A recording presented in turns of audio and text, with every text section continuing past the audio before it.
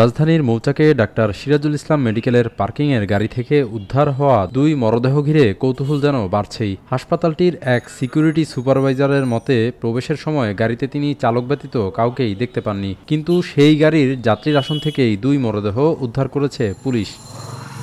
তবে পরিচয় মিলেছে মরদেহের। নিহত ব্যক্তিদের একজন জাকির, তিনি পেশায় গাড়ি চালক, অপরজন মিজান। তাদের উভয়ের বাড়ি নোয়াখালীর চাটখিল এলাকায়। সোমবার দুপুরে ভবনের বেসমেন্টে রাখা সাদা রঙের একটি টয়োটা ফিল্ডার গাড়িতে মরদেহ দুটি দেখতে পান হাসপাতালের প্রধান নিরাপত্তা কর্মকর্তা মিজানুর রহমান। যদিও গাড়িটি প্রবেশের সময় দায়িত্বে থাকা সুপারভাইজার বলেছেন ভিন্ন কথা। আমরা কোনো বন্ধের কারণে খবর পাই নাই। আমরা ওই যে একটা গাড়ি যখন ঢুকে আমাদের এন্ট্রি হয়, এন্ট্রি হওয়ার পরে যখন গাড়ি বের হয় না, 1 ঘন্টা 2 ঘন্টা 5 ঘন্টা 6 ঘন্টা 10 ঘন্টা যখন গাড়িটা বের হয় না, তখন আমরা যাই গাড়িটা চেক করি।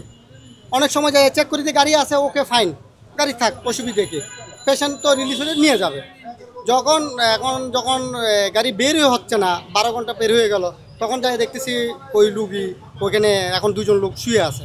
তখন ডাক দিছি, তখন ডাক দেওয়ার পরে ওনারা কথা বলতেছে না। তারপরে কর্তৃপক্ষকে জানানো হয়েছে, কর্তৃপক্ষ প্রশাসনিক লোকদের জানানো হয়েছে, প্রশাসনিক লোক আইসা যা করণীয় তারা ওনারা করছে। তবে কি থেকে এমন ঘটনা ঘটে গেল জানে না স্বজনরা কিছুই। একজন হলো আমার শালা মিজানুর রহমান, উনি গ্রামে মাছের চাষ করে, আর মাঝে মধ্যে লোকজন নিয়ে আসে, মাঝে মধ্যে লোকজন এলাকার লোকজন এয়ারপোর্ট আইনা উঠাই দেয়। অনেক বন্ধু বান্ধব আছে। জানি না, আমার জানা মতো ওনার কোনো শত্রুতাই নাই। এক ভাই একটা, আমার এক ভাই, শুধু 2টা ভাই। আমার ভাই একটা ইটালি থাকে, একটা বিদেশে থাকে। হাসপাতাল থেকে মরদেহ পৌঁছেছে ঢামেকের মর্গে।